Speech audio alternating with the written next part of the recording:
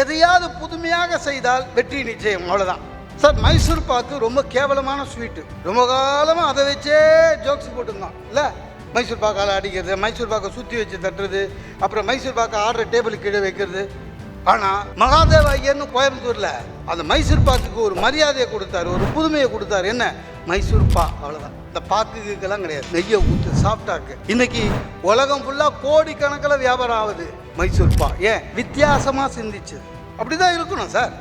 இந்த வியாபாரிகள்லாம் ரொம்ப புத்திசாலி, அப்படி தான் இருக்கணும் சார். ஆடி மாதம் ஒரு நல்லதும் நடக்காது இல்லை.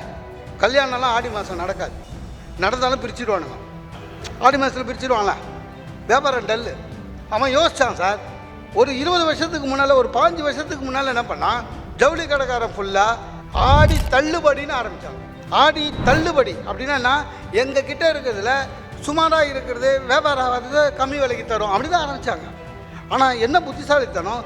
ஆடி தள்ளுபடி, ஆடி தள்ளுபடி, அப்புறம் ஆடி சிறப்பு விழா, ஆடி டமாக்கோ பொம்மாக்கோ எல்லாம் சொல்லி இன்றைக்கி எல்லாம் புடவை ஆடி மாதம் தான் எடுக்கிறாங்க இல்லை.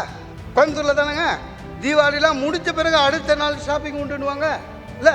எல்லோரும் ஓடி போய் வாங்குவோம் கம்மி விலைக்கு. அது மாதிரி தான். ஆக வித்தியாசமாக நினைத்தால் உண்மையான வெற்றி. Subscribe to our YouTube channel